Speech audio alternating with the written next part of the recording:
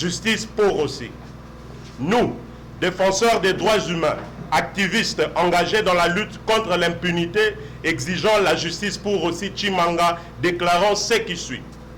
Le comité des laïcs de coordination CLC en sigle, agissant en fonction de l'opiniâtre des évêques de la conférence épiscopale nationale du Congo, SENCO, en sigle stipulant jadis que Joseph Kabila avait porté en torse à l'accord politique de la Saint-Sylvestre du 31 décembre 2016, alors que ce dernier était une voie d'atténuer l'impasse politique qui prévalait dans le pays. Cependant, la non-application manifeste de l'accord de la Saint-Sylvestre, le CLC avait initié plusieurs marches pacifiques et non violentes dans toutes les provinces de la République à travers les différentes paroisses qui sont comprises dans les différentes archidiocèses pour réclamer la mise en œuvre effective et intégrale de l'accord SUS évoqué. Plusieurs témoignages révèlent que la police avait réprimé inhumainement par des gaz lacrymogènes. Pour na dossier etali Rossi Mukendi. Babomaye lo lengenini.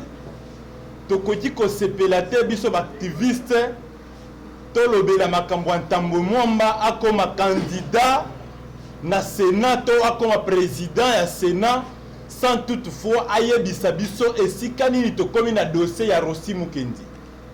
Rossi Mukendi akufaka na liwa o babetaka ye masasi epai ya empereur otobengi empereur Kabila. Abomaya koboma poto bandaki kotelemela pouvoir na ye ekendeti komisango royaume. Tolobaka te alternance ezala. Yo mokonzi ya mboka Félix Tshisekedi Tshilombo. Toko benga te komi régime ya Tshisekedi lolenge nini soki justice eza kosala matin na mboka na yo. Soki toza koyeba te lolenge nini dossier ya Rossi Mukendi ekomi bato ba momaka Rossi Mukendi.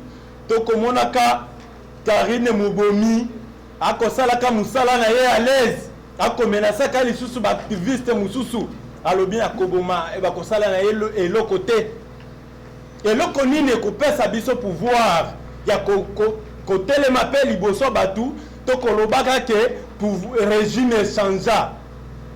Message tozana ngo lelo ezali ya tolingi justice ya Rossi Mukendi esalema ndenge esengeli bakoblokaka yo président de la République tokosengaka yo pe tobundaka na yo lolenge moko ensemble tozalaka na ba marche nyonso oyo ndeko Rossi Mukendi babomaka ye pa Kabila koboma tokosengaka boye tolingi justice ezala bato babomaka Rossi basamba bazala bakangami mukolo wana nde tokosepelaka ke alternance salema na mboka toko lancer message na peuple congolais nyonso mokolo ya dimanche oyo babongisi ya élection ya ba président ya Sénat tokotikaka 1 minute te samedi tokotikaka 1 minute te ndeko Tambwe Mwamba aleka azala élu to a participé na ba élection wana soki to yebi évolution ya dossier ya Rossi Mukendi te. Biso nyonso bilenge nyonso ba mouvement citoyen soki to sangani lelo ezali pona justice ya Rossi esalema soki to zoloba état de droit to koki ko loba état de droit te lelo soki totali passé te c'est le to kotambola kana Kabila biso tozali conflit personnel na Kabila te tozali pe conflit personnel na ndeko Tambwe Mwamba te bien que akimaka muze pona ko rejoindre pona ko créer rébellion contre la RDC tozali wana te azali ndeko to kolimbisa kaye tangu nyonso na condition ayebisa biso évolution à dossier ya Rossi Mukendi et comme niveau nini yango message ozalaki nango lelo pona kolakisa bino que samedi élection et kozala te. Vous savez, en tant qu'avocat, il y a des concepts que je n'approuve pas parce que j'ai déjà vu des grandes personnes, des personnes de renommée sur les plans national comme international être traduits devant les instances judiciaires. Donc, peu importe la qualité de qui que ce soit, tout le monde est redevable devant les instances judiciaires. Par rapport à la main noire, moi je dis non, il n'y a pas de main noire, seulement il y a une procédure qui avait été initiée qui, en ce qui nous concerne, ne nous était pas favorable. Pourquoi? Parce qu'avec les éléments que nous avions à notre disposition, il y a ceux qui devaient répondre pénalement, mais qui n'ont pas répondu, qui n'ont pas été sur les bancs des accusés. C'est comme ça que nous avions voulu faire la procédure comme elle se devait, pour que ceux-là, ceux qui sont réellement les auteurs de cette infraction, de cette incrimination, de meurtre à l'égard de Tokis et à l'égard de Rossi Mukendi Tshimanga, puissent répondre. Donc, attendez, vous allez voir, à l'issue de la procédure que nous avons initiée au niveau de l'auditorat général, certainement tout ce que vous pensez être protégé, tout ce que vous pensez être comme étant des mains noires n'existera pas. Et surtout, je vais vous rappeler que l'actuel président de la République milite contre la corruption, milite contre, veut que nous ayons un réel état de droit. Et pour que nous ayons un état de droit comme il le faut, tout doit passer par les instances judiciaires. Voilà. Maître, dans la deuxième... Tozali la conflit personnel dans Tamboumo Mbaté. Tozali Batou manipulé par un X ou Y ou bien par d'autres 17 candidats à la présidence et à Sénat. Mais plutôt, to garder un conflit à Tamboumo Mbatangu à Kimakamboka pour que nous s'allions à Rwanda, Babanda Kobundisa Mboka contre le président Mouzé Laurent Désiré Té.